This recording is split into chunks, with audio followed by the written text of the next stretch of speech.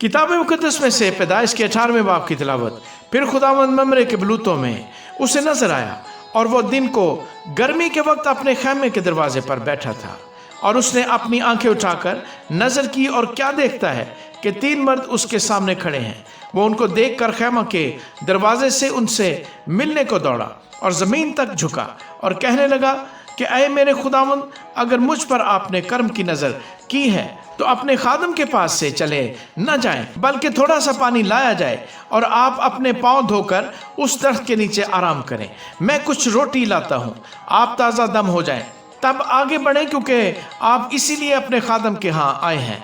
उन्होंने कहा, जैसा तूने कहा है वैसा ही कर। और अब्राहम डेरे में सारा के पास दौड़ा गया और कहा कि 3 पैमाने बारीक आटा जल्द ले और उसे गूंद कर फुलके बना। और अब्राहम गले की तरफ दौड़ा और एक मोटा ताज़ा बछड़ा लाकर एक जवान को दिया और उसने जल्दी जल्दी उसे तैयार किया।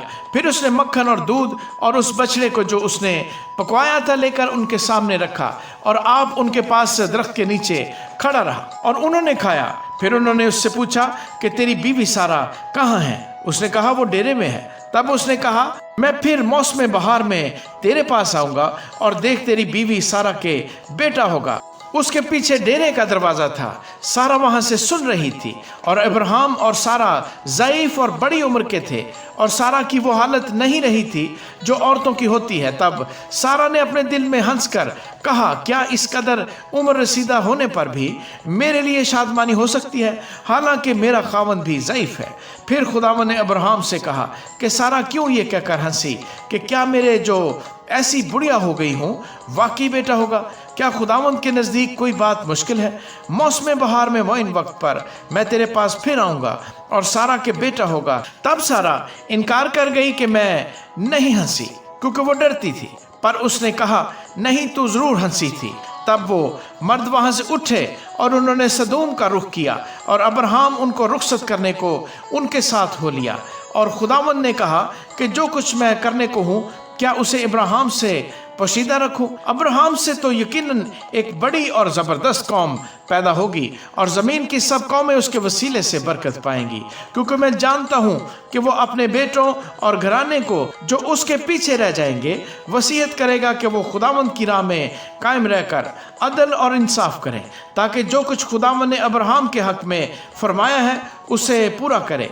फिर खुदावंद ने फरमाया, चूँकि सदूम और अमूरा का शोर बढ़ गया और उनका जुर्म नहायत संगीन हो गया है, इसलिए मैं अब जाकर देखूंगा कि क्या उन्होंने सरासर वैसा ही किया है जैसा शोर मेरे कान तक पहुंचा है, और अगर नहीं किया तो मैं मालूम कर लूँगा। सो वो मर्द वहाँ से मुड़े और सदूम की तरफ चले, पर अब्राहम खुदावंद के हुजूर खड़ा ही रहा। तब अब्राहम ने नज़दीक जाकर कहा, क्या तू नेक को बद के साथ हलाक करेगा? शायद उस शहर में 50 रास्तबाज हों। क्या तू उसे हलाक करेगा और उन 50 रास्तबाजों की खातिर जो उसमें हों उस मकाम को ना छोड़ेगा? ऐसा करना तुझसे बैद है कि नेक को बद के साथ मार डाले और नेक बद के बराबर हो जाए। ये तुझसे बैद है। क्या तमाम दुनिया का इंसाफ करने वाला इंसाफ ना करेगा? और खुदावंद ने फरमाया कि अगर मुझे सदूम में शहर के अंदर 50 रास्तबाज मिले तो मैं उनकी खातिर उस मकाम को छोड़ दूंगा। तब अब्राहम ने जवाब दिया और कहा कि देखिए, मैंने खुदावंद से बात करने की जुर्रत की, अगरचे मैं खाक और राख हूँ, शायद 50 रास्तबाजों में 5 कम हूँ। क्या उन 5 की कमी के सबब से तू तमाम शहर को नेस करेगा?